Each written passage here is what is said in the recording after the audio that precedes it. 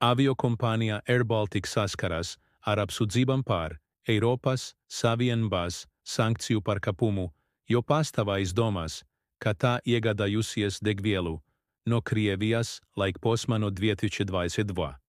gada februāra līdz vismaz 2023.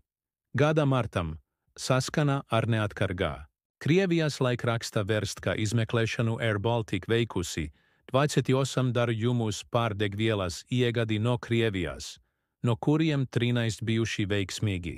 Starp piegādātājiem minēti tādi uzņēmumi kā Gazprom Neft Aero un Tatneft Aviaservice. Ja šī informācija ir patiesa, tas nozīmē, ka Air Baltic ir pārkāpusi ES noteiktas sankcijas pret Krieviju, kas ieviestas pēc kara sākuma Ukrainā. Air Baltic noraida apsūdzības. Reaģējot uz šiem apsūdzībām, Air Baltic nekavējoties noliedza jebkādu pārkāpumu, uzsverot, ka pēc Krievijas militārās operācijas sākuma Ukrainā uzņēmums ir pārtraucis sadarbību ar Krievijas kompānijām un stingri ievēro ES sankcijas. Uzņēmums uzsver, ka tā kā tas nelido uz Krieviju un nepildina degvielu tās lidostās, tam nav nevajadzības, neiespējas veikt darījumus ar Krievijas uzņēmumiem. Turklāt Air Baltic paziņoja, ka vērsīsies Latvijas prokuratūrā, uzskatot šo lietu par apmelošanu.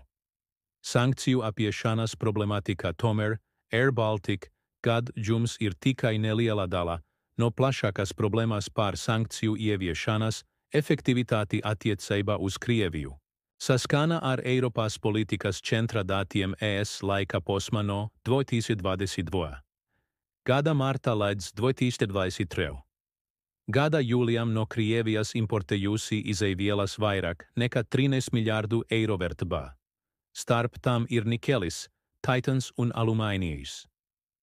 Paši ievērojama ir nepilnība sankciju mehānismos, kas ļauj ES turpināt importēt Krievijas jelnaftu, ja tā tiek pārstrādāta citā valstā. Tas pagājušajā gadā ļāva Maskavai gūt aptuveni 1,2 miljārdus dolāru lielus ieņēmumus no degvielas pārdošanas Eiropai. Šie dati liecina, ka, lai gan sankcijas ir spēkā, to praktiskā īstenošana saskaras ar būtiskiem izaicinājumiem. No vienas puses, Eiropas valstis joprojām ir atkarīgas no Krievijas izeivielām, kas apgrūtina pilnīgu tirdzniecības attiecību pārtraukšanu.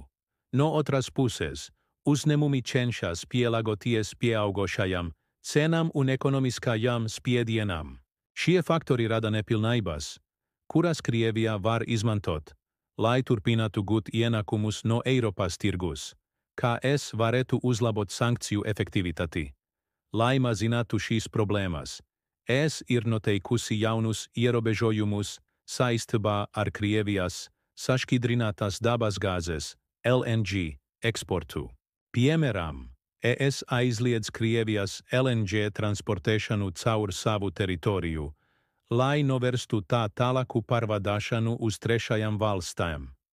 Turklāt ES sankciju sarakstam pievienoti 27 kuģi, tostarp 19 tankkuģi un gāzes pārvadātāji, kas pieder Krievijas uzņēmumam Novatek, vienam no vadošajiem LNG eksportētājiem. Taču, neskatoties uz šiem pasākumiem, Krievija turpina atrast veidus, kā eksportēt naftu.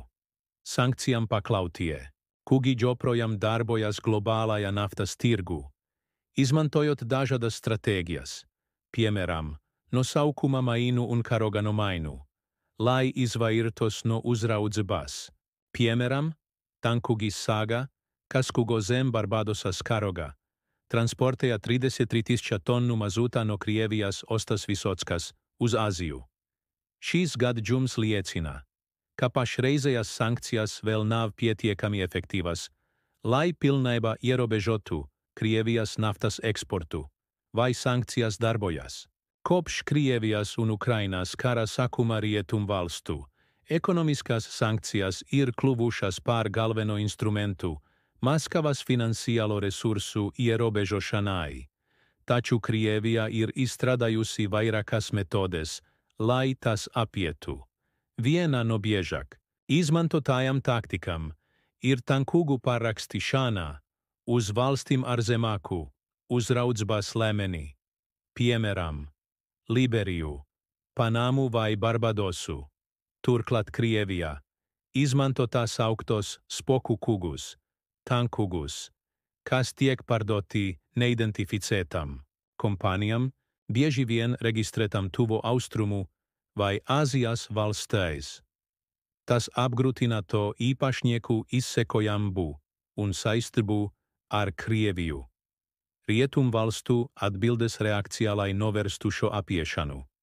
ES un ASV ir ieviesušas papildu sankcijas, piemēram, aizliedzot rietumu apdrošināšanas kompānijām nodrošināt segumu kugiem, kas pārvada Krievijas naftu. Tomēr Krievija ir sākusi izmantot apdrošināšanas pakalpojumus no Kanas un Tuvo Austrumu uzņēmumiem, kas nav pakļauti rietumu sankcijām. Saskanot rīcības trūkums, ES sankciju politika, lai gan ES kopumā atbalsta sankcijas pret Krieviju. Dažu dalību valstu intereses ir atšķirīgas. Piemēram, Vācija un Francija atbalsta stingrākas sankcijas, kamēr dažas Austrumeiropas valstis bažījās par ekonomiskajām sekām. Ungārija ir vairāk kārt iebildusi pret pārāk stingriem ierobežojumiem, jo tā joprojām lielā mērā paļaujas uz Krievijas energoresursiem. Turklāt tādas valstis kā Grieķija, kurām ir spēcīga kūrniecības nozare, nevēlas ieviest noteikumus, kas ierobežotu naftas pārvadājumus. Tas rada šķēršļus vienotas un efektīvas sankciju sistēmas ieviešanai. Kanas un Indijas loma, lai gan rietumi cenšas ierobežot Krievijas ienākumus. Kana un Indija ir kļuvušas par nozīmīgākajiem Krievijas naftas pircējiem. Šās valstis iegādājās Krievijas naftu ar atlaidēm, kas palīdz Maskavai saglabāt ieņēmumus, piemēram, Indija kopš kara sākuma ir desmitkāršojusi naftas importu no Krievijas. Tas rada dilemmu rietumvalstīm.